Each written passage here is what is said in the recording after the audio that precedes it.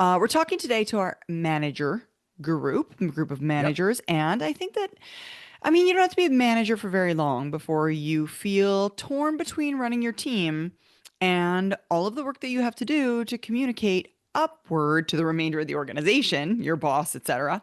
Right. Status. Yeah. Always having to get updates from your team to brief Yep. or last minute prep for meetings about budget for instance, Right. um, is something that many of us go through. And Yep. folks, if you're out there and you're hearing about this right now, you are not alone. The solution is creating an architecture of execution, which will help you receive from your team proactive reporting so that every time you need reports for above, it's not a fire drill. Yeah. Exactly. Our outline today has just 2 points. Although we will be sharing the story of the bricklayer. I love this Hmm. story. Um, I listened to a speech actually in Dallas a long time ago up from this bricklayer about what he did and how he built his business so successfully. So our first item is the in-between reporting pinch, which you were alluding to, having to get Hmm. information from your directs, but also reporting above. And then the solution, which is making your team's reporting proactive. And that includes three factors: the cadence, the format, and the medium. So let's start with the pinch, the in between reporting pinch. Now, folks, we've been meaning to get to this guidance for years and regret that it has taken us so long. Yeah. The thing that caused us to deliver it now, essentially, the impetus for this content coming out today was recently, Mark, you were coaching an executive who is dealing with the pinch and realized that the executive was not getting what he needed from his team, thus causing that feeling of pinch. In fact, we just released, didn't we, an executive tools piece of guidance on a different version of the topic? Bonus content. Yes. Yeah. Yeah, about Yeah. the in-between pinch that Yes. executives tend to feel. Yeah. And we did a podcast and we talked, I alluded to this cast as well. Yeah. In our executive tools bonus content. Yeah. Nice, Yeah. nice. And to be fair, this guidance is not just for senior managers or for junior executives, although those are the ones in the middle of the organization who feel it. In fact, some um, executives feel this as well because they haven't built the architecture of execution, which has multiple parts. This is just one part of it. But as a manager, you can learn to do this yourself early. So when you become a senior manager or a junior executive or even an executive, this will become the way you do things and you won't feel the pinch nearly as much. Yeah. Now, folks, many managers, many managers struggle with the busyness of their calendars. They have to run their team and they have to go to all sorts of meetings and they have to respond to requests for updates from their bosses. And let's face it, if you're in that position, welcome to the rest of us. There is a lot to do. And as always, managers do not get a lot of guidance about how to manage their workload. I Agreed. mean, Yeah. I would argue that the only guidance managers routinely get about workload management is their boss saying something like, "Oh, whatever I want from you right now is a priority," Yeah. or "you got to delegate more." Yeah. I mean, Yeah. they say things in passing, which I suppose are meant to be small lessons, but Yeah.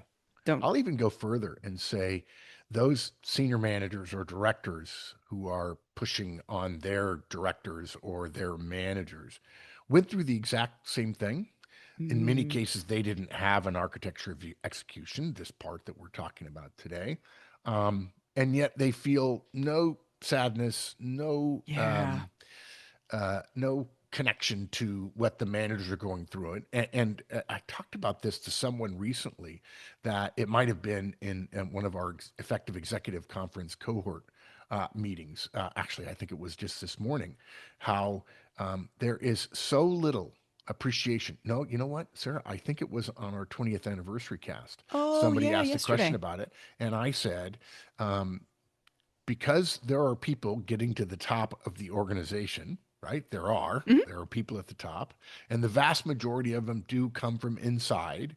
We hear lots of stories about, oh, this executive, this person got hired to be CEO and he or she's from outside and so on, but that's quite rare actually. Like only 6% of CEOs are hired from outside. So there are people at the top.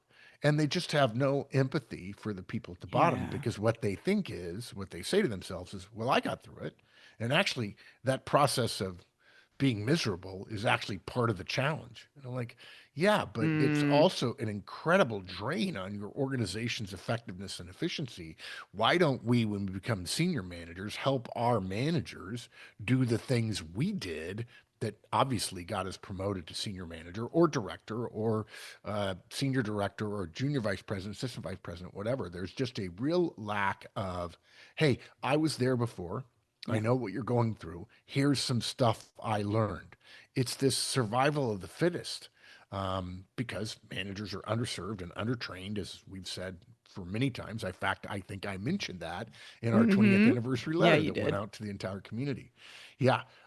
So in this particular case, I was coaching an executive who was running a business and the business was struggling. Now, you could, I was about to say it wasn't his fault. Look, he's responsible. I hate the word fault. Responsibility is much more important. Um, but he took over a business that was essentially struggling. He was a general manager, P&L responsibility. The business had problems when he was asked to take it over. There was a good chance it wouldn't meet his top or bottom line targets for the year that I was coaching him. Um, and the fact is, frontline managers are somewhat shielded from this reality. They don't understand that when you reach the executive level and you start getting P&L responsibility as a general manager, as a VP running a business or so on, that believe it, absolutely believe it. It doesn't matter how charming you are, how good you are, how technical you are, how smart you are, how well connected you are. The number one rule is you have to meet your numbers because Hmm. all those numbers add up. I tell the story all the time about Walmart, which I happen to love as a company, partially because they employ so many people who are just starting their careers. And the organization is run really, really well. I compare Apple to Walmart often, and Apple has gross margins of like 40%, whereas Walmart has a gross margin of like 4%. And to run a business as big as Walmart with margins that narrow is really, really hard to do for a very long time, as they have. And another thing about Walmart is if every single store loses a little bit of money, there's not some magical financial engineering at the top of the organization that can make Walmart profitable that year. It doesn't work. It's one of the reasons why Walmart store managers are paid so well and incentivized with pay as well for meeting their targets. It's because every single store in the way Walmart is structured, or any retail organization is structured, has to be able to be profitable. Otherwise, the overall organization is not Hmm. profitable. And if you can understand that, then you understand what every executive in every company in the world feels about his or her P&L responsibility. You have to make the division, the group, the operating company, whatever, um, profitable.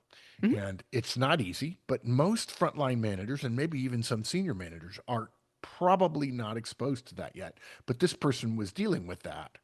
Um, and again, it doesn't matter how great a person you are.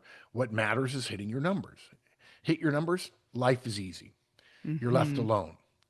Miss your numbers or show projections that you might miss your numbers, and suddenly you have lots of quote help unquote. You get questions, you get oversight, you get meetings, you get more meetings, budget meetings, projection meetings, sales meetings, project meetings. Actually not help, but it's questions because the senior people want to know what is going to be your impact on the roll up of all these P&Ls that add together to make the corporation or the operation profitable so that it can continue to stay in business. So, yeah, Yeah. it's like it or not, that's the reality. And as I say, too many frontline managers are shielded from this, sometimes directly, sometimes indirectly. And they don't realize that when they get to this level, if they haven't learned the architecture of execution and they start having a bad quarter, they're going to spend so much time reporting and answering questions and so on, they literally won't have time to run the business. And they all complain about it when things are bad. But Hmm. part of the reason they're complaining about it is because they haven't created this architecture of execution. Yes, Yeah. exactly. So folks, in this particular case, again, this executive that Mark was coaching, running a business line that is struggling, this executive then told Mark that he felt like he was spending less time on actually running this struggling business and more time on getting information from people and reporting that information upward to leadership. Yep. Now, for the record, for him, running his business meant getting business, like actually out there landing contracts for his workforce, managing high quality standards of the business that his organization had already won And and yeah. was delivering upon. Yeah. And so, because part of the role here is go out and earn new business and make sure that that business is delivered to quality, this spending time internally Yeah. on getting the answers to question after question after question was, oh my gosh, annoying to say the least, because finding all this kind of detailed information takes time away from the ultimate Yeah. priority, winning new business. Yeah. In order for him Yeah. to be educated, if you will, enough to answer all those questions, it takes time away from doing the thing he should be doing, Yeah. running his business. Yeah, and look, executives expect you to know your business inside and out, backwards and forwards. They do. And the majority of people in a first-time P&L responsibility don't. And it takes them a while to get their arms around it. And it's hard. You need to be able to talk cogently, specifically, and accurately about every single project. You should be able to say, when they say, hey, it looks like you're not going to make this number, what are you going to do to cut here or there, or whatever? You should be able to say, well, I'm going to do this, and I'm going to do this, and I'm going to do this. Frontline managers, when we say that to them, they're like, I don't think I could do that. You're right. You can't. Partially because you're not exposed to this stuff. And we wish more Hmm. directors and general managers and vice presidents and senior managers would share this kind of stuff so people would start to learn it even when they don't have to do it. So when they have to do it, they'll have been exposed to it and they'll have some sense of the levers they have to pull to make things successful. So before we get to the answer, think about this situation conceptually for a moment.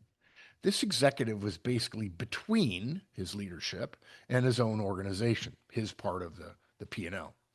The leadership was asking him all kinds of questions, really dig into his business, right? Then he was having to turn around and get all that information from his team. So the question we have for you is, can you see both the problem and solution conceptually? Hmm. Yeah, Yeah. That yeah, takes us to the next part then. The right. solution, making your team's reporting proactive. That is the cadence, format, and medium. Yeah, So, of course, to your point, Mark, the answer is easy when you see it. The executive in the middle, if you will, has to give their bosses what they need. Everyone gets that.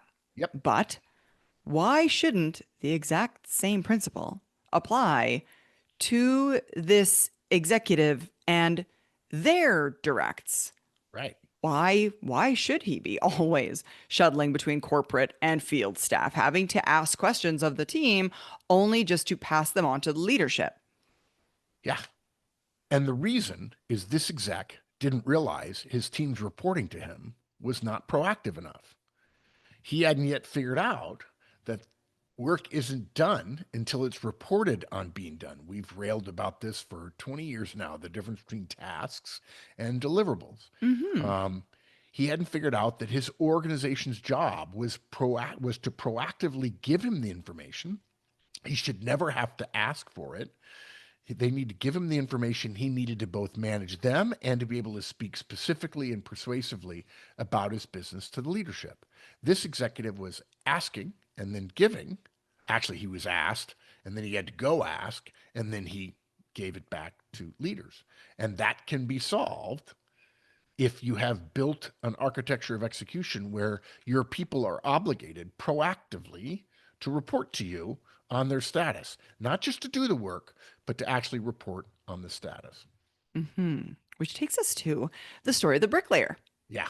Yeah, exactly. Now, folks, we have a persuasive, true story about a bricklayer that bears repeating in this instance. The bricklayer, or this bricklayer, Yeah. was the best bricklayer in the city where he had his business. He wasn't a mason, only worked with bricks, Yeah. just No field laying stone, no bricks. flagstone, none of the other stuff that masons do, no internal stuff, just external bricks. Just laying bricks, Yeah. exactly. And in this instance, the bricklayer was renowned for speed and quality. Which He was, often don't go together, yes, right? exactly. Yeah. You usually get one or the Yeah. other, Yeah. not both. But in this case, it's both. He was exceptionally good at his job and his business was booming. Thus, he was in great demand. Yeah. And as this guy told his story, he worked on jobs he could do himself. Okay. He didn't take big jobs. Okay. He had big houses to build and so on, but he worked on stuff he could do himself, and he only had one assistant. The only thing this bricklayer did all day was lay bricks, which is exactly what he was paid for. Okay. He didn't mix mortar. He's not paid for that. He didn't move bricks. He just laid them quickly and beautifully, thinking of just that one thing. The assistant would mix the mortar and put the bricks exactly where the bricklayer needed them. Exactly. Now, folks, assistants would come and go, learning how he did it. And then at some point, because they learned the tricks of the trade, if you will, Yeah. those assistants would move on and start their own bricklaying business. When a new assistant was found and came to the job site, the bricklayer took the time to explain the importance of his job. He told the new assistant that their job was every bit as important as the bricklayer himself. If the assistant didn't fulfill his role was preparing the mortar, putting the bricks where the bricklayer needed them, the bricklayer wouldn't then be able to do his job. And because of this, he paid the assistant very well and was easy to work for those who understood how his high standards made his business so successful. Yeah. This was my favorite part. I just love this. It was, and most people think about a bricklayer or some other construction person or a production line person. Um, you know, you got to do the job and you got to do it well. But he was quite specific about it. Uh, um, he told the assistant, "You must put the bricks precisely where I want them." And he said this. He says, "Because I'm right-handed with my trowel, he uses his right hand for the trowel for putting out the mortar and putting the brick in place. I want the bricks right up against my left hip. They must be touching my left hip in two stacks of 5 bricks, with each stack touching each other. When I get to the ninth brick out of the 10 that are there, 5 times 2, having worked through the stacks, I've been taking from each stack alternately. He started with the outside brick on the top, then the inside brick on the top, then the outside brick on level 4, and then the inside brick on 4, and so on, right? You must be ready. He says, when I get to that ninth brick, having worked through the stacks, you must be ready with that next 2 stacks of 5 bricks, total of 10 bricks. When I pick up the 10th brick, the one on the bottom of the stack touching my hip, so there are no more bricks, I want you to put the next stack of 10 bricks, 2 stacks of 5, in exactly the same spot, touching my hip. I'll give you a sign when I'm about to move after taking the 10th brick, but before laying it, so you will know to wait until I shift my location against what I'm building before you place those next 2 stacks of 5 bricks, again, up against my left hip. All I ask is that I am never without bricks, and when you put them down, they are touching me." I just loved it. Right. So precise, Yeah. so specific, so Yeah. so good at setting expectations. Now, Yeah. now the bricklayer in this instance didn't just say the what, The what? Yeah. but also explained the why he required this of his assistant. He told the assistant, "I need to feel the bricks to know that they are there. That's why they must touch my left hip.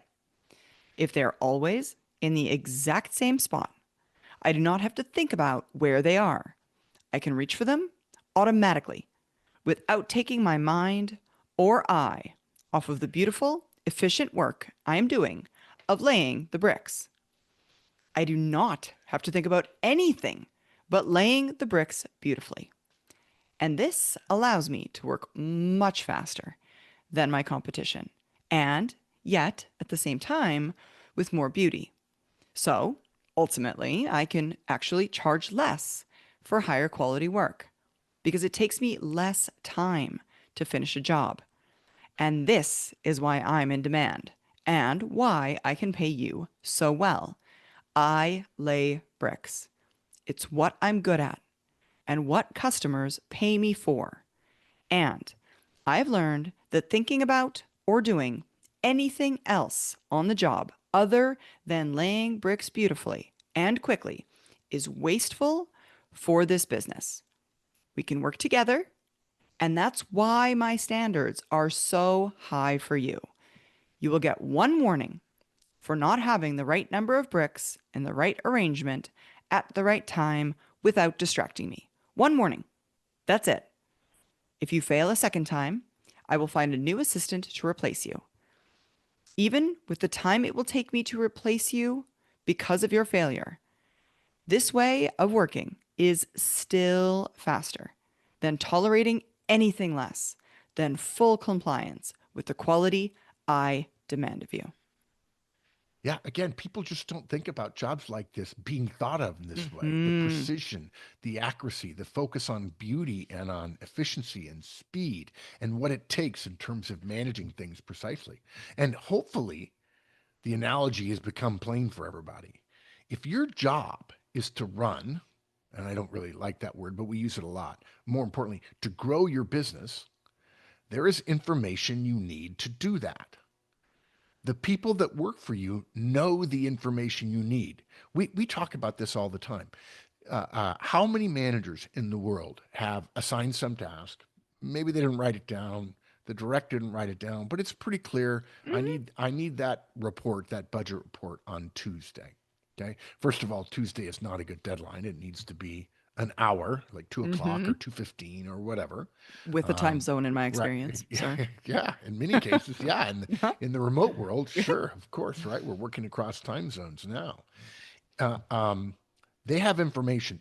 The manager, if he doesn't get it, if she doesn't get it by Tuesday at 2 o'clock, she has to go look for it. Now she doesn't Hmm. know, but now she's spending time trying to find out. On the other hand, the person who's doing the work knows the status inherently. Hmm. Always the person Yeah. doing the work knows the status, and the person waiting on the work probably doesn't know it unless you've got some sort of reporting mechanism.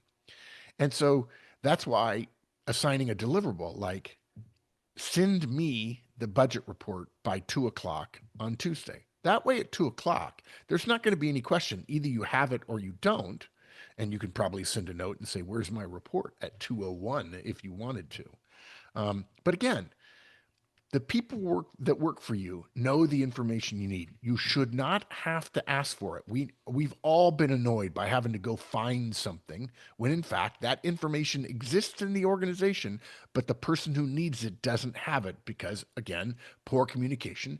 And again, that's because there is no architecture of execution that the task includes the reporting of its status at least by its deadline, if not before.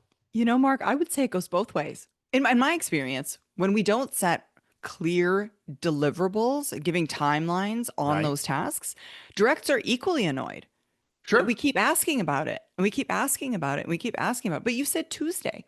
It's only 10 a.m. Like the subjectivity of the deadline harms both parties. Both parties have their time wasted Yeah. Yeah. due to that lack of clarity. Yeah. So again, the people that work for you know the information you need. You shouldn't have to ask for it or go looking for it, especially during a time when the business is struggling and it takes all of your attention and concentration, not on bricks, but on knowing where to spend your time, whether it is fixing problems in production or getting new business, which is always critical, or more likely how to divide your time between those two critical priorities, but not in querying the organization about information that they should be giving you, Mm-hmm. right? Mm-hmm. Yeah, Exactly. Exactly. Now, tying all this back to the particular case that we're talking about today, right? right. That example on that executive that we mentioned, his people knew the status of everything far, far, far better than Yeah, he they were in did. the field. Exactly. Yeah. Or and way, way more than corporate headquarters knew, but he, the executive, didn't know it.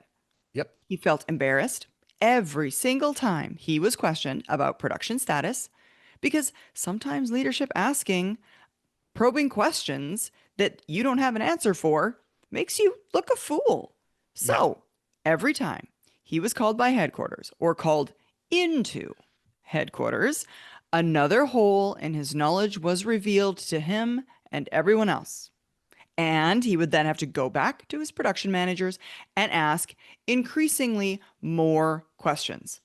Now, not only is he spending more time than he wants to answer questions, he's spending more time figuring out the answers to the questions. And both of these things are taking time away from what he knew he was really supposed to be doing, finding new business and growing the business.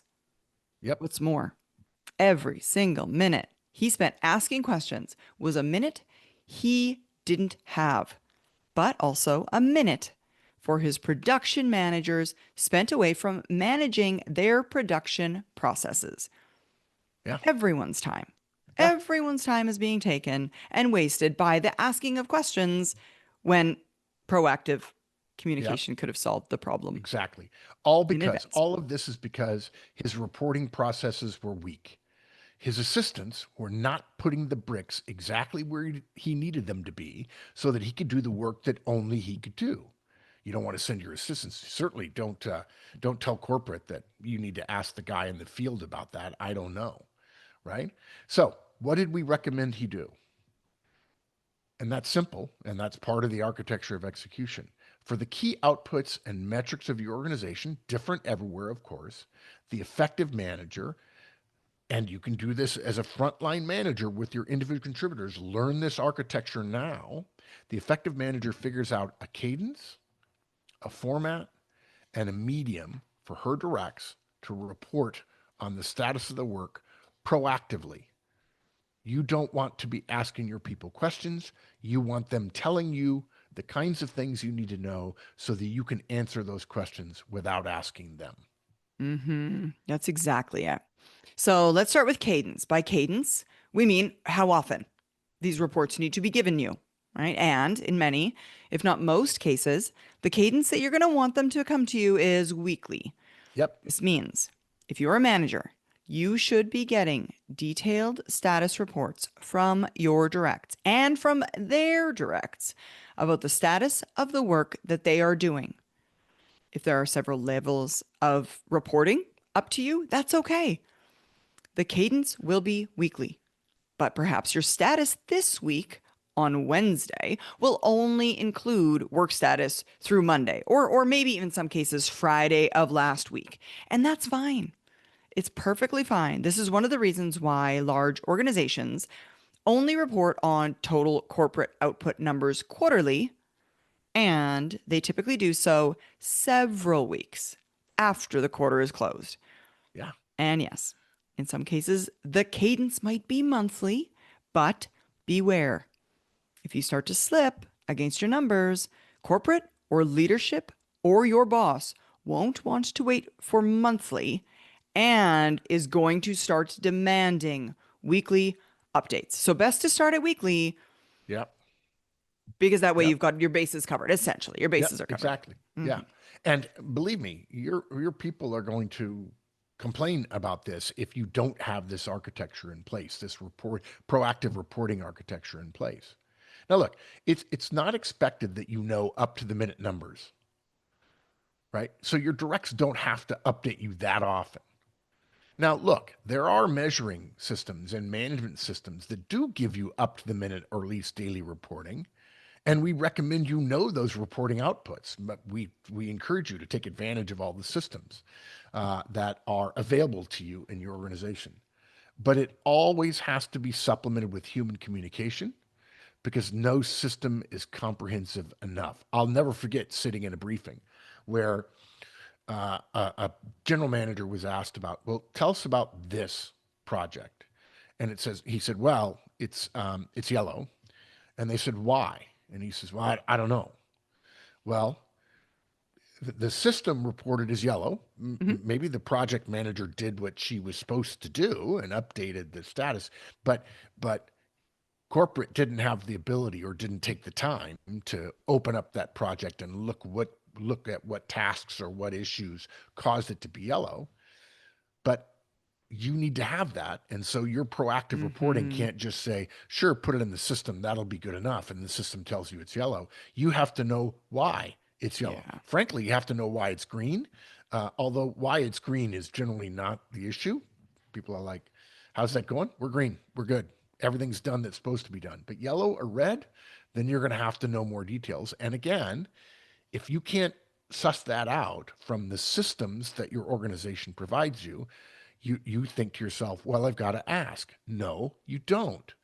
You've got to tell your people, I want proactive reporting. And if it's not green, if it's white or yellow or red, I want more details so I can explain exactly why that is. Hmm. So again, we want you to know about those systems, but you've always got to be willing to ask. And look, we love here what DevOps and Agile and Scrum have done for reporting.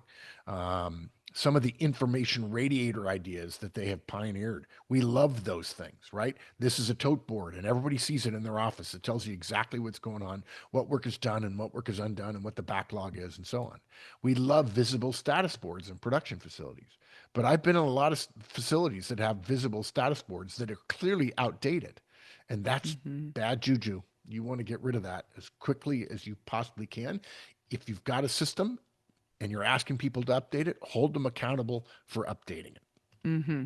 Hmm. And folks, when we're saying Wednesday here or Friday or whatever day, we're really only talking in abstracts. Never assign a cadenced reporting deadline without both a date and a time on that date.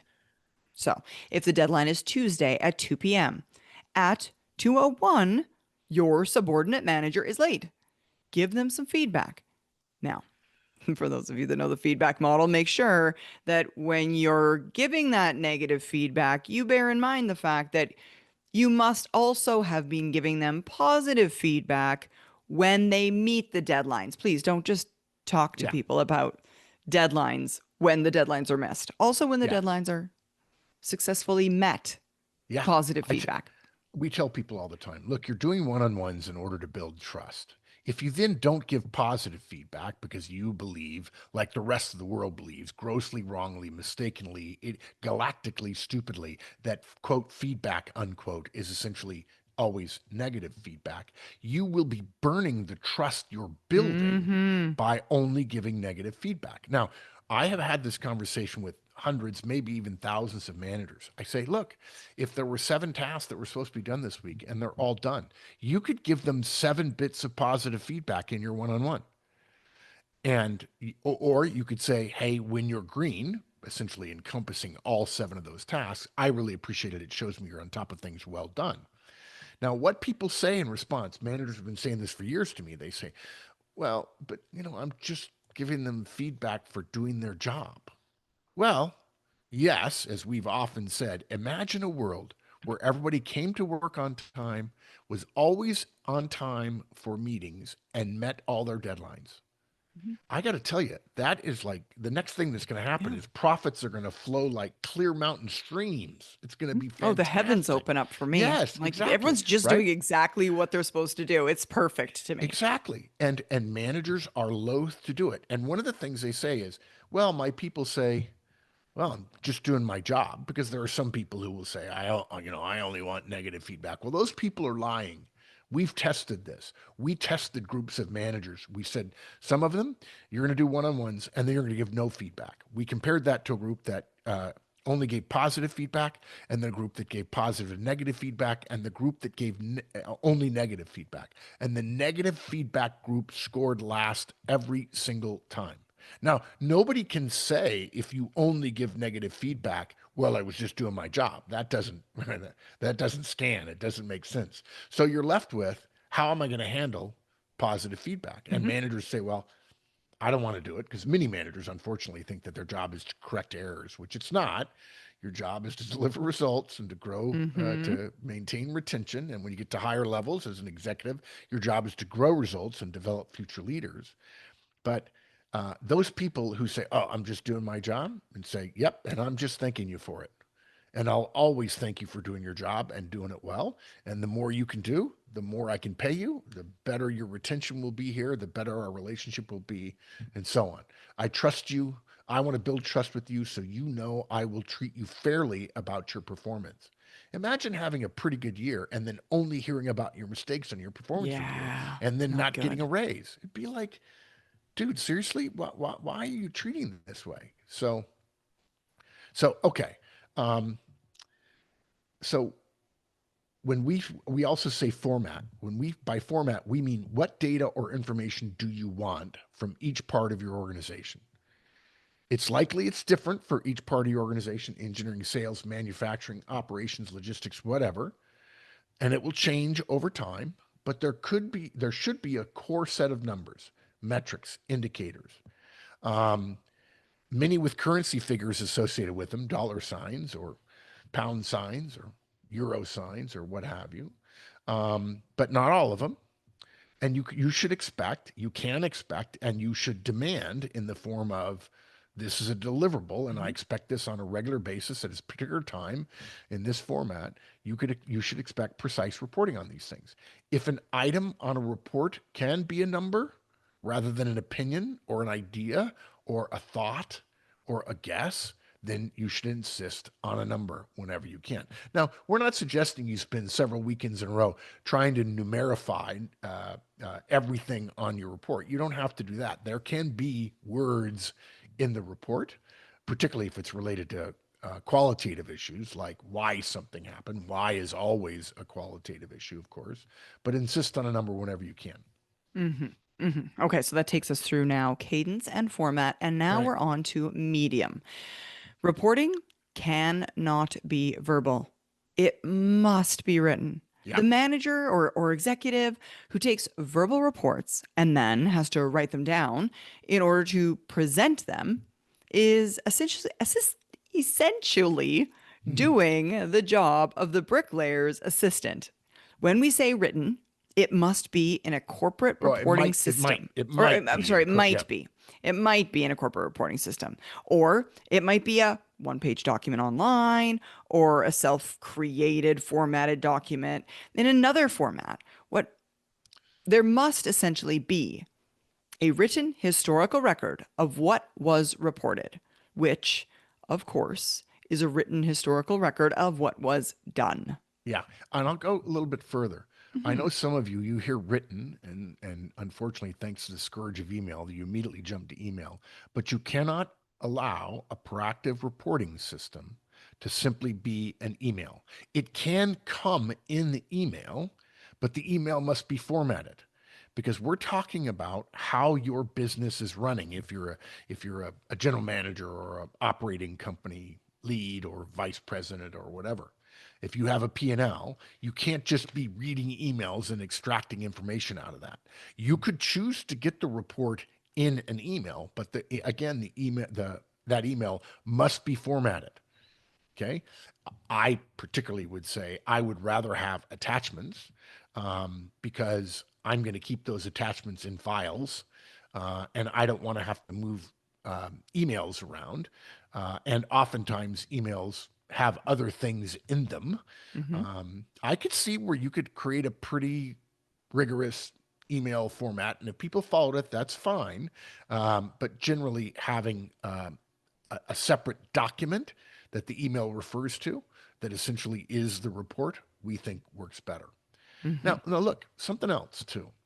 A lot of times we give managers guidance and they say, oh, I've got to do this bunch of stuff to make it possible for that. Yes, in many cases that's true, and we always apologize for that. Although, much like the bricklayer's comment about having to terminate a bricklayer terminate an An assistant, assistant. Hmm. yeah, would the time it takes to replace the assistant is still, including that time, is still less than what it would cost if both of them were inefficient at their job. Hmm. And in the same way, when we tell you you're going to have to spend some time doing things, the increase in efficiency and effectiveness after the fact is well worth it. But in this Hmm. case, you don't necessarily need to create these forms yourself for three reasons. First, corporate might already have something that works perfectly, or you Yeah. can modify it. And by the way, corporate says this is the form they want. Don't hesitate to modify it for your people so you can get more information that corporate wouldn't necessarily know to ask. Okay.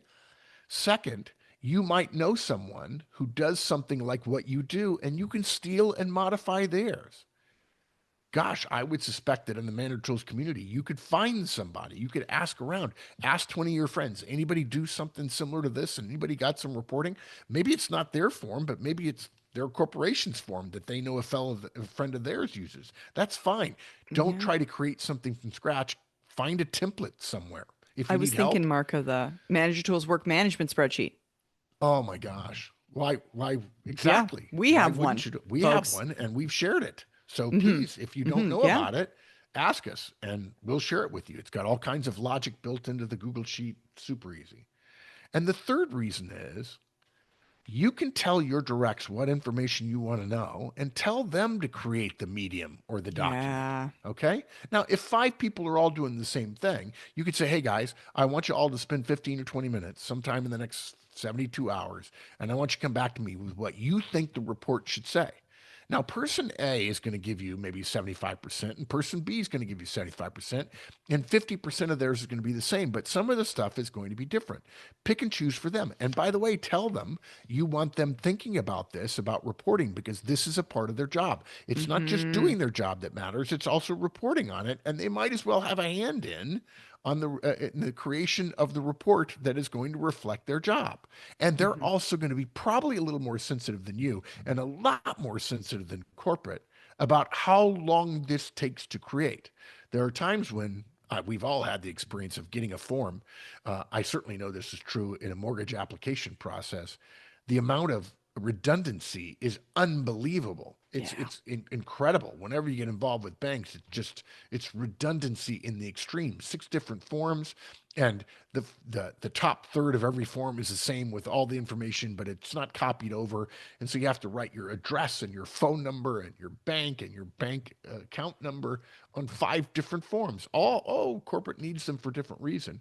So they're going to be the people who create the form are going to be sensitive about giving you enough, but also not so much they spend all their time reporting. Hmm. Yeah. Hmm. Yeah. Can I? And obviously, I'm going to folks. Yeah. mention, Yeah. Sarah. I want to mention one other thing. There's an old joke about this, which I've always loved. The software developer. I say software developer, but it happens in virtually every job.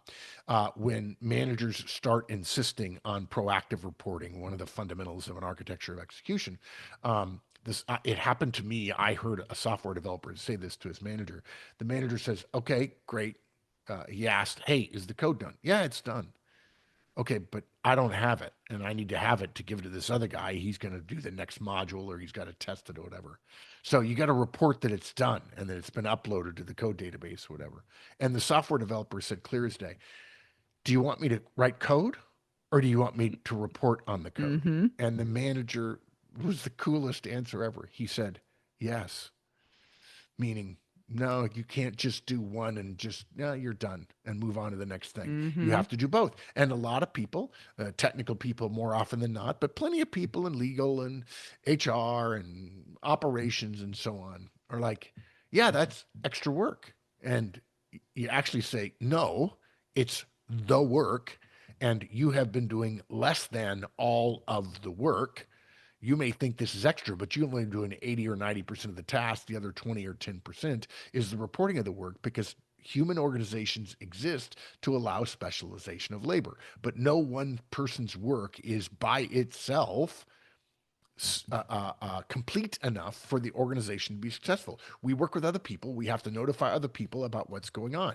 And in this particular case, the bricklayer example or the mid-level executive example, More junior people who are closer to the work are the people who should be reporting on it because they know it. And your time is valuable enough that you shouldn't have to be asking. Exactly. Yeah, folks, you know the manager tools feedback model. If you don't know it, then Yeah. go back and listen to that. But yes, if you're going to set up all these processes, all these systems to support you, you must hold your people accountable for reporting their work. Yep. Yep. Okay. So Yep. let's wrap it all up. The job of a manager is busy enough without having to go get information that you need from people whose job it is to know because it's their job to actually Do do it. that thing. Exactly. Yeah. Exactly. Do not let yourself be the one being, do not let yourself be the one asking all the questions and having all the questions asked for you, asked of you, and be crunched in the middle, Yeah. being squeezed without receiving the information you need to answer the questions you must answer on the spot. Instead, create proactive reporting based on cadence, format, and medium, and hold your subordinate managers or individual contributors accountable for keeping you up to date at all times. That way, when corporate comes calling, you can talk specifically and accurately about everything you're responsible for. And ultimately, because you've proven you know your business well, they will stop asking questions. They'll Yes. trust you know what's happening. And Yeah. This actually solves two problems. The proactive reporting concept, this architecture of execution, not only keeps you from having to ask questions because it's being done to you proactively and so you can passively accept mhm, it, but because you'll be knowledgeable, you'll get asked less questions. It helps on the front end and on the back end. And both of those things give you more time to do what you're supposed to be doing. Right? Yeah, exactly. And on all of that means, folks, all that means you can get back to results and retention. Or if you're an executive, growing results and developing future leaders for your organization. exactly. Alrighty. Thanks, Sarah. Thank That you, was fun. Mark. Bye, everyone. See you guys.